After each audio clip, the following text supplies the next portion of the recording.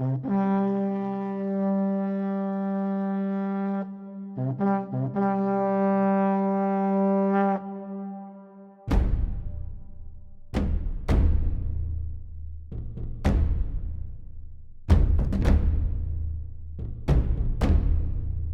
everyone, this is Serious Trivia, and welcome back to the final game of Round 3, or the Round of 8 here in our subscriber game tournament, featuring a matchup between the number 6 seed player, Furinkazan, in the green, versus the number 3 seed player, King of Yen, in the red. And just as in the previous 3 matches, the higher seeded player here has once again opted for the high ground, and before we jump into the game to see how this last match of this round plays out, let's first take a look at both players' drafts. And starting with Furinkazan's army in the green, we have Guojia leading the way with 3 mounted northern archers, and also 3 of the Qingzhou melee infantry units. Then we have that followed up with Yanbaihu with a bunch of bandit roster units that are going to enjoy the stock mechanic. We have 4 of the White Tiger Raiders. These are nice archer units with spear options as well as formations for spear wall. And they're complemented with 2 of the White Tiger Warriors, I think that's what they're called. They're basically a big giant 2-handed axe wielding splash damage unit with very slow attack rate. But given that they will have stock as well, you can kind of sneak them up on enemies and try to inflict a lot of melee damage up close. And closing out the army, we have a very interesting choice with Yuan Shao leading 4 Z militias, which I don't really know what their purpose are in this army. This really goes against what I think is an optimal choice here. You could perhaps use the money from 4 of these units to recruit 1 Ye Vanguard Spearman. That is probably a better option, because I actually don't know what they're actually protecting the units from. The only visible unit, at least not knowing what the enemy are going to bring, are those horse archers, which are highly mobile. And we have misplaced devotion Qingzhou units that won't really rout. So who are you really protecting them from? They're actually the weakest unit of all the groups, and they perhaps need the most protection. So I'm not sure if they are a good choice. I kind of understand perhaps they're trying to use the fact that Yuan Shao can boost morale, so to turn these militias with low morale into slightly unbreakable units. But even then, the damage is not very high on militia units, and if enemy have any sort of range answers, their defensive stats really just not going to get it done. But we have King of Yen, very prepared against stock units and the forest map, also bringing Guojia, which will ruin Yanbaihu's plan to turn all his unit into stock units, so those will be all visible. But leading the way in his army is Wenchou, with 4 units of the Ye Vanguard Spearmen, very good counter cavalry choices, as well as 2 of the Northern Raider variant of the mounted archers, which have much higher charge. So the key difference between these 2 variety is there's more defensive stat and a shield on the archer type that Guojia is bringing from Cao Cao's roster, and Wenchou is bringing those from Yuan Shao's roster that does not have a shield, slightly weaker defense, but almost double the melee charge bonus. So a much stronger aggressive cavalry unit compared to the archers on the left. Then we also have a Qingzhou spearman plus a crossbow on Guojia. These might be just kind of filler units here given their cheap cost, and the main bulk of the melee units are going to be Qingzhou units on Xu Huang, who is a great general that is unbreakable, has a few vanguard skills here in multiplayer, including Flame the Phoenix and Roar of the Beast, and 2 very cheap and cost-efficient Northern Lancer units here. In terms of rank up, you might notice that a lot of money were spent on those White Tiger Raiders on the left for Furinkazan. It does give them a lot of firing rate, but I don't know it's money well spent, because you kind of loaded up a lot on your range units, including those horseback archers, where you could have probably spent the money to upgrade the polearm units that are just going to be the militia. So unit quality wise, I think favors the right side a bit. We have more elite units and more of them in general compared to the left side, which was trying to pull sort of a stock advantage setup with Yanbaihu that is unfortunately foiled with the foresight to pick a foresight general, pun intended. So let's first jump into battle and see how this one actually plays out. Alrighty, so as we load in here in tactical view, we see a lot of aggressive action even on the first second of the match. But taking a look at how Furinkazan has set up his army, he's trying to utilize the forests and division to his advantage by guerrilla deploying in different places with his supposedly stock units, and also even on the left flank he has those horse archers, and Guojia surprisingly hiding here. This is an interesting choice. I don't know why this is a good play, because Guojia is actually really good shutdown general with both Stifling the Deluge plus Wisdom River, so you really need him to stay with the other generals to take full advantage of that. But he also has these on the side. They do have fire arrows, so they could go harass. And obviously the bulk of the army, that includes the Qingzhou Assault Infantry plus those Z Militia staying with Yuan Shao to take the boost of morale, putting them at 88. This is kind of the play, I think, to try to get a very cheap unit to have good morale. But the defensive stat is just really quite low. I don't really know if that's going to be a viable option.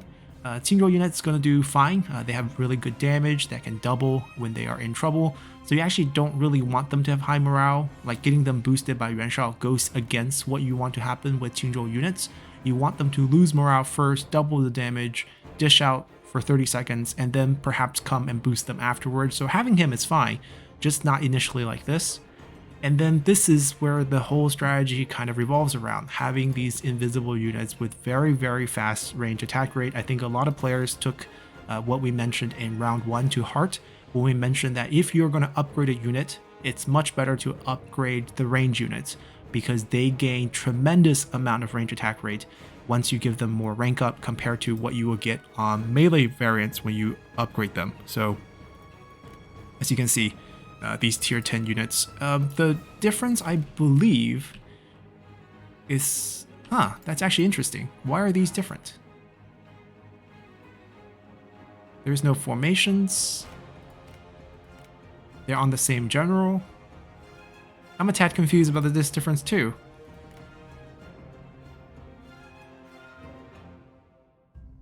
Unless he has different arrows selected and I just don't know. That might be the only explanation. He might have a different arrow type selected on this unit, and we just... Oh yes, that's true. We can see it right here, I think.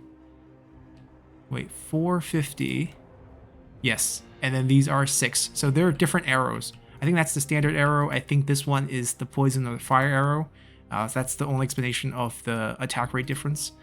But it does all go up for different types of arrows as well. And even 22 is very, very high if you play the base game. They're usually around, 12 points. So it's literally about 1 point per level up, and it's definitely worth it. Aside from that, the main issue that Furinkazan is going to run into is that this army is not actually invisible, unfortunately. Guojia is going to know exactly what's going on. And this army charging up is also a bit confusing. Overall, this is rather defensive. With this setup, you would think that Furinkazan is going to go harass with both sides rather than charge headfirst into the bulk of the enemy army. Because if we look at King of Yan's setup, level 3 general, level 3 general, level 3 general, keeping them together with Guojia to disable enemy generals. Ventral has a very nice morale roar, which wouldn't work against Yuan Shao actually. They need to actually attack Yuan Shao to prevent him from protecting the units from the morale shock. But in terms of damaging generals, this side is a bit stronger, with Yan Baihu being the real combat general for Furinkazan. Obviously, he also has poison volley, so you gotta watch out for that. But if Guojia can stay close to him, then he can't use that ability. Cavalry, all the units are clumped up pretty tightly here. 1 crossbow units. Taking advantage of the forest, both sides should have full vision, so let's see how this battle plays out. Yeah, we have a pretty aggressive charge. No movement on the army on this side. The cavalry is going out to harass them. So what happens when you split your army like this with guerrilla deployment is the enemy has their picking of which group to attack. And it's actually interesting to see that King of Yan has opted to attack this group. I mean, this would be the least mobile group, but this is also an easy kill. Once Yuan Shao dies, these units are attacking uphill in a forest. His archers also have fire arrows, so it's strange how they're not opting for that fight. So we got the arrows coming down, fire arrows on these. So this is the fire arrow attack speed, these are the regular arrow attack speed. The generals took most of the aggro because they walked into range first. There was no microing of who they're targeting. They're burning themselves a little bit. I would have just burned these units. Those, you know, Z Militia doesn't really have any sort of range block chance, and they're actually in a forest. The general's going to make pretty quick work of these archer units. That's why archer infantries are not very viable, but they actually have spear wall. They should have just firmed up. They're going to get slammed by Flame of the Phoenix, if that's what will happen. And by who's trying to use his bow. As long as they're moving, it's fine. We got some harassment answer from this side.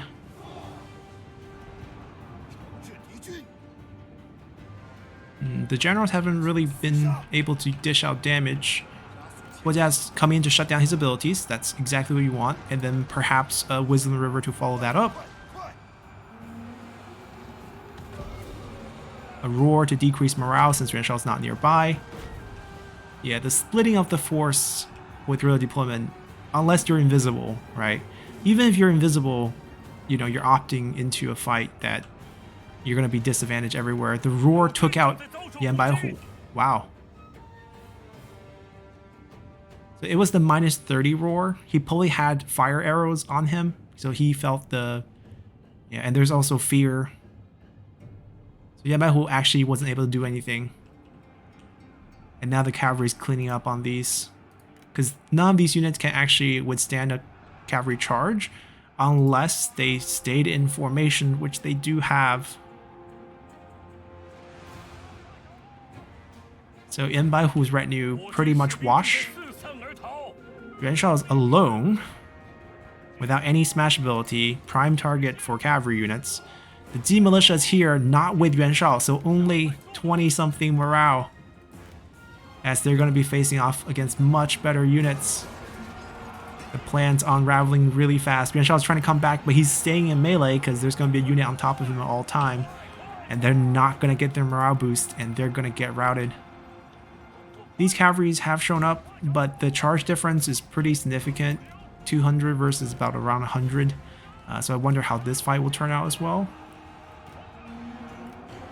And those militia units are routing and gone. Yuan Shao's still trying to... He's never going to pull away. Guojia is a capable fighter. Everyone has a gold weapon. This is a fight. Guojia should stay on top of him, actually. Well, the Qingzhou unit should be activating Misplaced Devotion soon enough. Guojia has finally made it. And Xu Huang has gone over to take care of the horse archers. I actually don't agree with this. I feel like you should concentrate the general. Kill Yuan Shao. Those guys can't do that much damage to your army. Just leave them alone. Have your cavalry run at them. Kill the generals. Clean up the rest. You'll be fine. Of course, for Furinkazan, his issue right now is none of his generals that are alive have any sort of ability to kill any infantry. And with his Guojia also dying because Ventral's right here, is going to be pretty much over. Absolutely no ability usage, not, you know, in a situation where he's not getting attacked. All the units are losing morale. They have already activated their... well, actually, they have not. That's a bit shocking. But they're fighting against a unit that has the same setup. They got roared on. That's going to instantly activate their Misplaced Devotion. Or not. That interaction is really weird. Unless they used it already. That could be a case too. Where they've already been activated that we didn't see. And now... Oh no. Instant... Yeah, Unbreakable. He's got it. It's on. But it's a little too late. You know, there's only 30 of them left. Crossbow got free hits. Xu Huang did manage to chase down the cavalry, so good for him. Now it's just Yuan Shao struggling on by himself. Yeah, guerrilla deployment's good if you guerrilla deploy them together. Or unless you're very certain you have, you know, the vision advantage, which was never a guarantee here.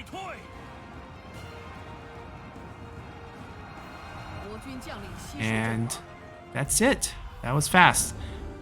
King of Yan here picked his fight. You know, when you have full vision and you see the enemy divide themselves into thirds, you pick one of the third, crush that third, and rinse and repeat. Yuan Shao really wasn't able to use any of his advantage, and the unit choice, you know, lacking quality, also didn't help. So I feel like in that situation, once the battle loaded in and you see that they have Guojia, because you also have Guojia, so you have full vision of them as well, knowing that this unit was no longer invisible, this unit should have ran down. The spear unit should have tried to meet them up instead of charging directly through the forest. I mean, if they had sent their cavalry units to just burn this forest down, because no one has speed on this side, that would have been better choice than running them to run into the enemy range units. The generals would have been fine, right? Sending the 3 generals at this group, proven that they could just kill everyone, because Furinkazan also didn't take advantage of the White Tiger Raiders' spear wall. They have the one ability that most range units do not have to counter cavalry, and that was not being used properly. So that was pretty much a wash. And Yan Baihu got roared, lost his morale because, you brought Yuan Shao, but he wasn't there at the right time for any of the roars. So that counter was pretty much a wash. And then it's just a matter of filtering in, militia quality infantry running into the enemy uphill, through a fire forest. Nothing was going really right. Had to micro the cavalry a bit. Xu Huang got on top of them. Roar of the Beast, Flame of the Phoenix. Those cavalry were destroyed pretty quickly after as well. So not really too much to recap. It's just sort of a gamble with Yan Baihu picking into the vision setup. I feel like the safer play when you don't know whether enemy have any sort of counter to invisibility is just keep your army together. If Yan Baihu is invisible and the enemy doesn't have any sort of vision ability, you can readjust. You can adjust yourself on the way. The enemy, might or might not charge at you. You can take your time to find the angle that works best for you at that point. But to start out in 3 different places, it's never good. The enemy isn't going to stand there, wait till your 3 group collapse as you wish. No one really behaves like the AI in essence in multiplayer. And that kind of strategy only works when the AI don't actually commit to any side and just wait for you to collapse on them, depending on how you want to. All right, let's take a look at the numbers here. And it's pretty clear. The generals did great. Xu Huang pretty much hunted down these units. But earlier on, I think both of these generals had a great time killing off these White Tiger Raiders who were, spent quite a bit of investment with the rank 10 level up, making them great units, obviously, but not utilized correctly in terms of not activating any of the stances for formations. And then after that, these D militia, I felt like they were just the wrong choice, regardless. If you were going to use Yuan Shao as sort of a morale power up, then they need to stay together. They need to be more defensive in terms of setup. They're not spear warriors. Spear warriors would have probably been a better choice in this case, relatively close to the same cost, just to get more offensive stats if they were going to be charging to begin with. And Qingzhou units never disappoint. I think they always are able to dish out a lot of damage, or at least return damage. The only problem is they ran into other Qingzhou units as well. So that was sort of an even trade in that situation. And the units overall, the range component, were able to dish out decent amount of damage at these units that charged up. They really just don't have any defensive stats to survive a charge into enemies with range counterattacks. And that kind of proved the point.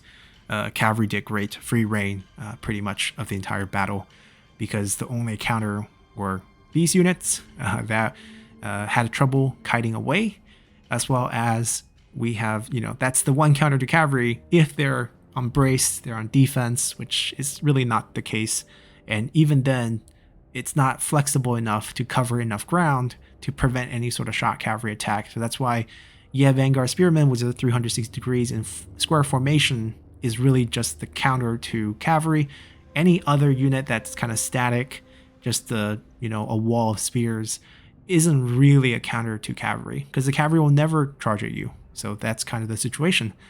And we have thus our top 4 players for our semi-final round decided, and they are the top 4 seeded players, which really is no surprise. I mean, they proved themselves in the tournament from round 2, and now they're moving on to round 4, or the semi-finals, and the rules are going to change once again. And for you guys to find out those rules, you'll see them tomorrow in an announcement video with the map, with the rules changes, as well as the bracket schedule for the remaining matches. So until then, bye!